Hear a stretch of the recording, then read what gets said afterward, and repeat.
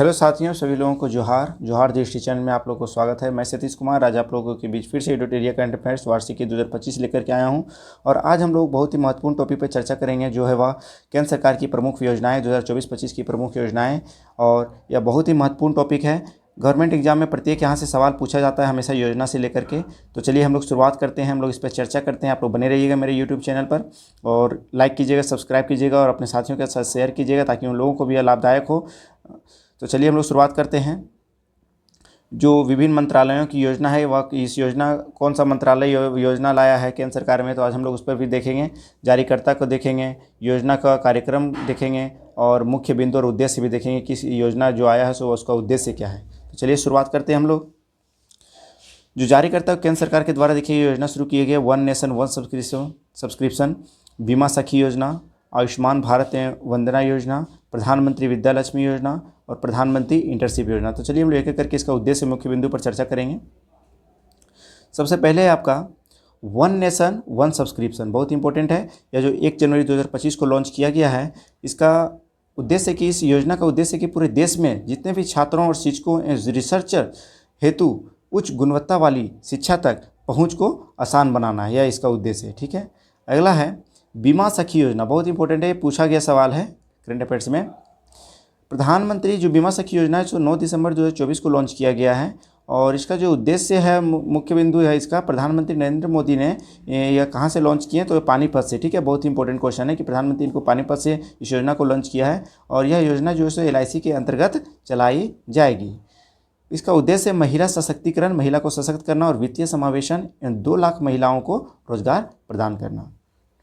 अगला है आयुष्मान भारत वय वंदना योजना, यह 29 अक्टूबर 2024 को लॉन्च किया गया है।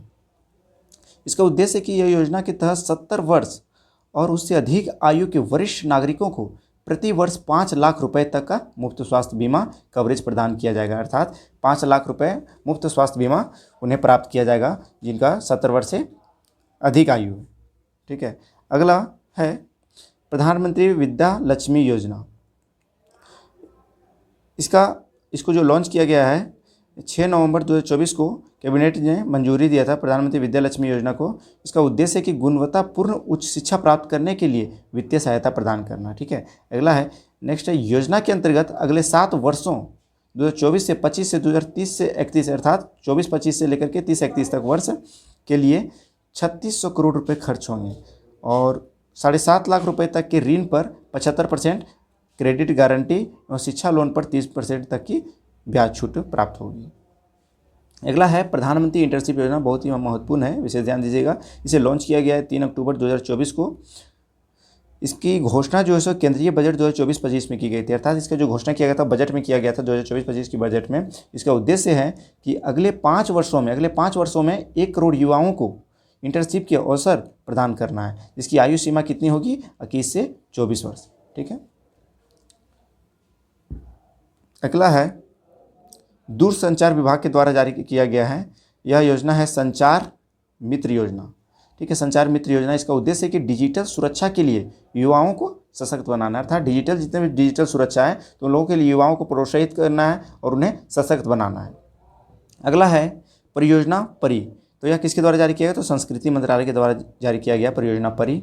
इसका उद्देश्य है कि सार्वजनिक कला प्रतिष्ठानों को संरक्षण प्रदान करना है। ठीक है। अगला है स्वावलंबिनी महिला उद्यमिता कार्यक्रम, बहुत इंपॉर्टेंट है। यह कौशल विकास और उद्यमिता मंत्रालय और नीति आयोग के द्वारा लॉन्च किया गया है, जारी किया गया है। इसका उद्देश्य है कि उच्च शिक्षा संस्थानों में छात्राओं को उद्यमशीलता कौशल और संसाधन और मार्गदर्शन प्रदान करके उन्हें सशक्त बनाना है।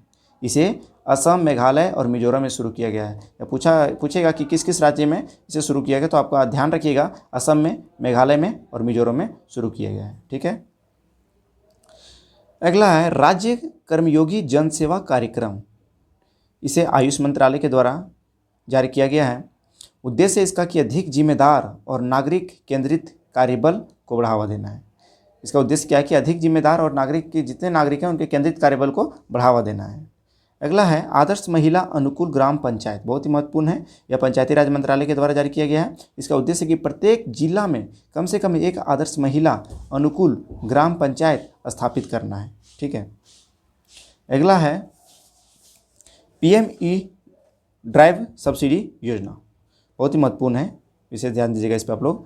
यह भारी उद्योग मंत्रालय के द्वारा जारी किया गया है। इसका उद्देश्य है कि 10,900 करोड़ रुपए के परिव्यय के साथ योजना प्रारंभ हुआ एवं इसका उद्देश्य है कि भारत में इलेक्ट्रिक वाहनों को तेज़ी से अपनाना है। मानिए भारत में जो है सो हमारे इलेक्ट्रिक वाहनों को तेज़ी से अपनाना है, जैसे चार्जिंग इंफ्रास्ट्रक्चर स्थापित करना और EV मैन्युफैक्चरिंग इकोसिस्टम को विकसित करना है। यह योजना 1 दिसंबर 2024 से 31 मार्च 2026 तक लागू रहेगी। योजना कब तक लागू रहेगी? तो 1 दिसंबर 2024 से लेकर के 31 मार्च 2026 तक ही लागू रहेगी।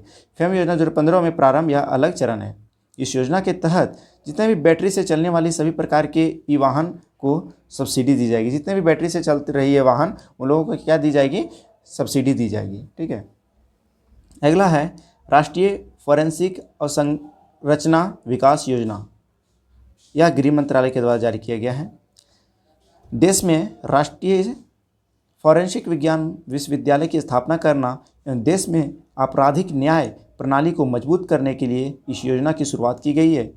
केंद्र सरकार ने इस योजना के लिए वर्ष 2024-25 से 2028-29 के लिए 2254.43 करोड़ रुपए का आवंटन किया गया है। ठीक है, तो इसका वर्ष याद रखिएगा 2024-25 से लेकर के 28-29 तक के लिए। ठीक है। अगला है नैनो उर्वरक सब्सिडी योजना, बहुत ही महत्वपूर्ण है। सहकारिता मंत्रालय के द्वारा जारी किया गया है नैनो उर्वरक सब्सिडी योजना। इसके तहत क्या है कि किसानों को नैनो उर्वरक की खरीद के लिए 50% वित्तीय सहायता प्रदान की जाएगी। वह इसमें जो है 50% आपको क्या की जाएगी? किसानों के लिए वह वित्तीय सहायता प्रदान की जाएगी। ठीक है। अगला है अस्मिता परियोजना। यह केंद्रीय शिक्षा मंत्रालय और UGC के द्वारा जारी किया गया है। इसका उद्देश्य है कि नई शिक्षा नीति के तहत शिक्षा में भारतीय भाषाओं को बढ़ावा देना है, यानी भाषाओं को भारतीय जो भाषाओं उनको बढ़ावा देना है और उन देने के लिए अगले 5 वर्षों में 22 अनुसूचित भाषाओं में 22,000 पुस्तकें प्रकाशित करना है। ठीक है। अगला है एक वैज्ञानिक एक उत्पाद योजना, बहुत ही महत्वपूर्ण है। भारतीय कृषि अनुसंधान परिषद के द्वारा लॉन्च किया गया है। इसका उद्देश्य है कि कृषि और पशुपालन के क्षेत्र में अनुसंधान को बढ़ावा देना है। अर्थात कृषि और पशुपालन के जो क्षेत्र में अनुसंधान को क्या करना है? बढ़ावा देना है। बहुत ही महत्वपूर्ण है, विशेष ध्यान दीजिएगा आप लोग। अगला है मत्स्य पालन विभाग के द्वारा जारी किया गया है कृत्रिम चट्टान परियोजना, बहुत ही महत्वपूर्ण है ये भी। कृत्रिम चट्टान परियोजना मछली उत्पादन को बढ़ावा देने के लिए कृत्रिम चट्टान इकाइयों को तैनात करना है। ठीक है। मछली उत्पादन को बढ़ावा देने के लिए क्या करना है कि कृत्रिम चट्टान को इकाइयों को तैनात करना है। अगला है प्रेरणा कार्यक्रम, शिक्षा मंत्रालय के द्वारा जारी किया गया है। 9वीं से 12वीं कक्षा के छात्रों को प्रेरणादायक तथा अनुभवात्मक शिक्षा प्रदान करना है। अर्थात 9वीं से लेकर के 12वीं कक्षा के जितने भी छात्र हैं उन लोगों को प्रेरणादायक तथा अनुभवात्मक शिक्षा प्रदान करना है। ठीक है। तो चलिए हम लोग इस योजना को समाप्त किए, इतने ख़त्म करते हैं हम लोग। और अगला वीडियो में हम लोग इसमें जो केंद्र सरकार की योजनाएं हैं और अगला वीडियो में हम आप लोगों के लिए लाएंगे राज्य सरकार की प्रमुख योजनाएं, वो भी बहुत ही महत्वपूर्ण रहेगा। वह भी पूछे जाते हैं, वहाँ से लगातार सवाल पूछे जाते हैं गवर्नमेंट एग्जाम में। तो चलिए आप लोगों को बहुत बहुत धन्यवाद। आप लोग इस वीडियो को शेयर कीजिएगा और सब्सक्राइब कीजिएगा और लाइक कीजिएगा।